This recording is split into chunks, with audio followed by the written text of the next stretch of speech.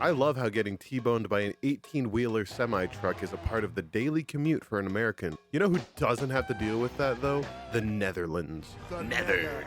No, you don't. Have you been to Amsterdam before? I have not, but I want to go to the Netherlands really bad.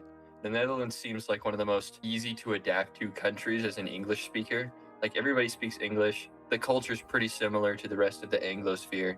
I mean, I've been to Amsterdam, and you know what I wish I did? I wish I rented a bike. The Netherlands is the most bike-friendly country on this planet. You can put your bike on a train, and then when you get off that train, you bike 15 kilometers, and you don't even break a sweat because their roads are so well designed. In fact, it is better to be a bicyclist than a driver.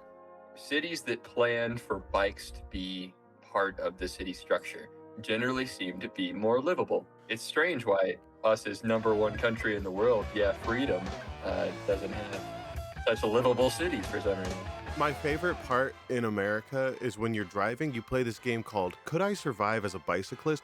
And you watch the bike lane. So I've been in cities where the bike lane starts on like the left side of the road, crosses over to the right side through an intersection, goes off on its own branch onto the sidewalk, back out into the road, and all the while, like, you have people texting on their phones and they're just gonna run into the biker. It's crazy. Even as like a driver, like if you're driving a car, seeing a bike lane there is kind of nerve-wracking because they'll just randomly merge into the street. Like there's no formal bike lane really in a lot of cities, at least where I live. It's not the biker's fault, but just putting your hand up to signal which direction you're going doesn't get a driver's attention. And so the driver's just gonna run into you anyways. And guess who wins in the battle of 2 tons of steel versus puny human? A lot of people watching right now are probably thinking of all the arguments that they can use, but let's walk through just a couple of the most common ones. First of all, isn't it expensive to have dedicated bicycling infrastructure?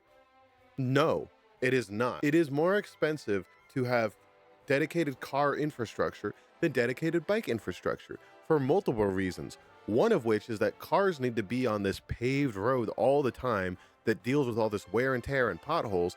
Meanwhile, bikes weigh a fraction of the weight of a car, and so the road does not need to be repaired every 2 months. Bikes are just better. The only thing is that when you're driving next to cars, it's extremely dangerous because, again, car, 2 tons of steel. But New York City is trying a new strategy of putting, like, the bike lane is between the parking spots and the pedestrian walkway.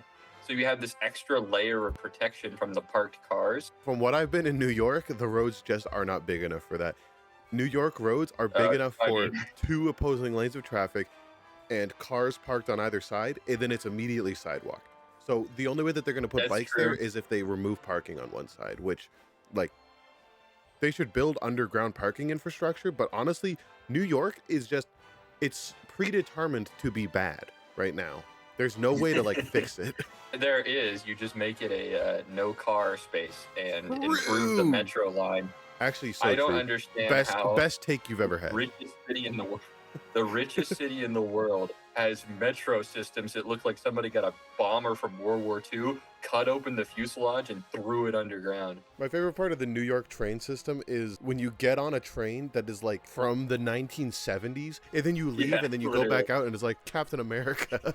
It's sad. You go to other countries, like compare Paris' metro system compared to New York City.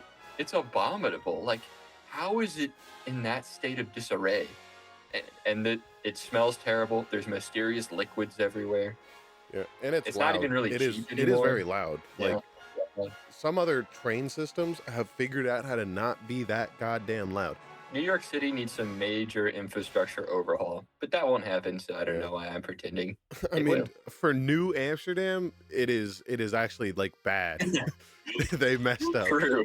All right. Well, thank everybody so much for watching. Write to your local representative if you want more bike lanes. You'll probably not get it. Your local bike manufacturer. Bye-bye. Bye-bye.